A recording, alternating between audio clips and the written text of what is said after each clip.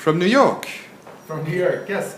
Hello, my name is Yannick Benjamin. I'm over here with Eric DeBourg, a wonderful friend and a big supporter of Wheeling Forward, which is an organization that has been developed here in New York by myself and my partner Alex Elagunin. We both met when we both had our car accident about 10 years ago, and we became lifelong best friends. And we have now decided to share and spread the word to people with disabilities that they can back into everyday life, work hard, and still have a passion for whatever they were pursuing. It doesn't mean that it has to stop because they have a disability.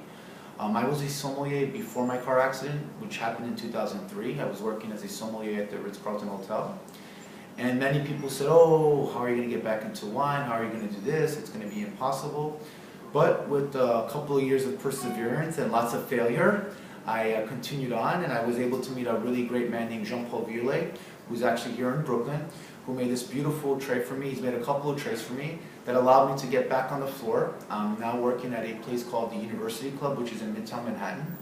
And I serve the customers just like I would a regular sommelier. And you can kind of say it's Wine on Wheels, which is also the name of the event that we do every year. And that's where the whole kind of concept came from. And it's definitely a deep passion of mine. So Wine on Wheels also is in our third year. So it'll be our third tasting that we're doing.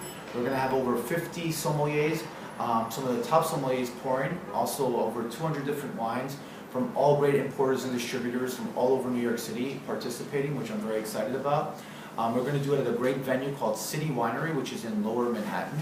And all the proceeds, 100% of the proceeds, will go to great programs that we're doing, such as a great program called Spinal Mobility, which is for people with disabilities to go back to physical therapy, to continue on, because what happens is here in the United States, we have insurances that get exhausted or they don't cover that type of stuff, and we have wonderful volunteers who help the people with disabilities to get back to getting in shape, and also to pursue their dreams, getting back to school, and maybe finding a career.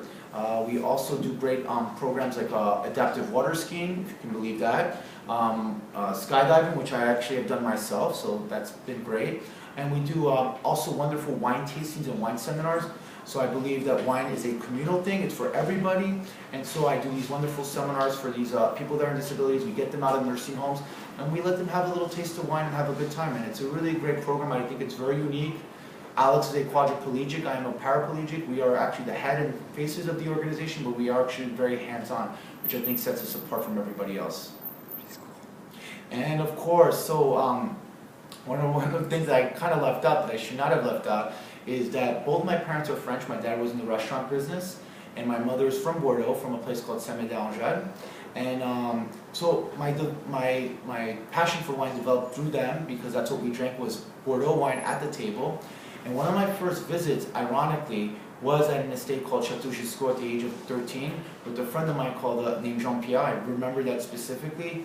And the one thing that always stuck with me when I went into the cellar was that smell of wine and cork and all that. I said, oh, I love this. And pretty much at that point I knew that I wanted to be in the restaurant wine industry. And sort of kind of interesting that a few years later, after I had my car accident, that I read the story about Chateau Giscot and the owner, and it's just funny how things just kind of come together. So it's been really interesting to find out about all this stuff and how things happen like that. But it's really definitely a passion of mine. I think, you know, for sure, Bordeaux is definitely my passion, I would say.